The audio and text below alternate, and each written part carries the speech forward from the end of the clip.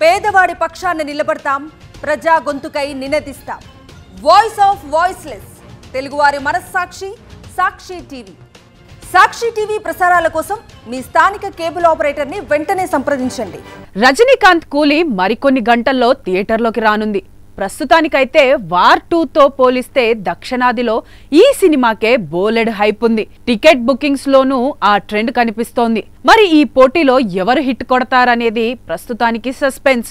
అయితే ఇందులో నటించిన స్టార్స్ ఎవరికెంత పారితోషికం ఇచ్చారనేది ఇప్పుడు చూద్దాం. చాన్నాళ్లుగా సరైన హిట్ లేని రజనీకాంత్ కి జైలర్ సక్సెస్ మంచి ఊపినిచ్చింది.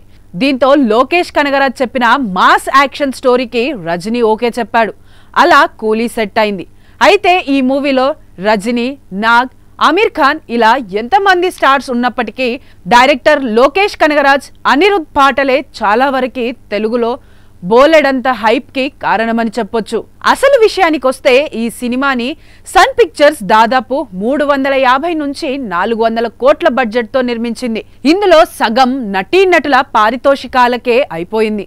ఎందుకంటే రజనీకాంత్ ఒక్కరే 150 కోట్ల రెమ్యూనరేషన్ తీసుకున్నారట. తరువాత డైరెక్టర్ లోకేష్ కనగరాజ్ 50 కోట్లు అందుకున్నాడు. కొన్నాళ్ల క్రితం ఓ ఇంటర్వ్యూలో స్వయంగా లోకేష్ తన పారితోషికం గురించి బయటపెట్టాడు.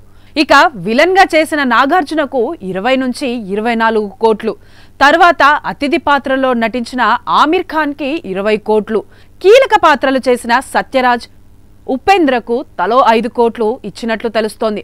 మరో కీ రోల్ చేసిన శృతి హాసన్ 4 కోట్లు అందుకున్నట్లు టాక్. అలానే ఈ సినిమాకు అదిరిపోయే పాటలిచ్చిన అనిరుద్ కి 15 కోట్ల వరకు రెమ్యూనరేషన్ ముట్టజెప్పినట్లు సమాచారం. ఇలా సగానికి పైగా బడ్జెట్ పారితోషికాలకే పోగా మిగిలిన మొత్తంతో సినిమా నిర్మించినట్లు తెలుస్తోంది. తమిళం నుంచి తొలి 1000 కోట్ల సినిమా కాబోతోందని జోస్యాలు చెబుతున్నాయి. కానీ అది ఎంతవరకు నిజం కాబోతుందనేది మరికొన్ని గంటల్లోనే తేలనుంది. ఆగస్టు 14 ఉదయం 6 నుంచి 7 గంటల నుంచే తెలుగు రాష్ట్రాల్లో షో పడనున్నాయి. ఇప్పటికే టికెట్స్ ఆన్లైన్లో పెట్టగా బాగానే సేల్ అవుతున్నాయి. మరి ఈ కూలీ బాక్సాఫీస్ దగ్గర ఎలాంటి మ్యాజిక్ చేస్తాడో చూడాలి.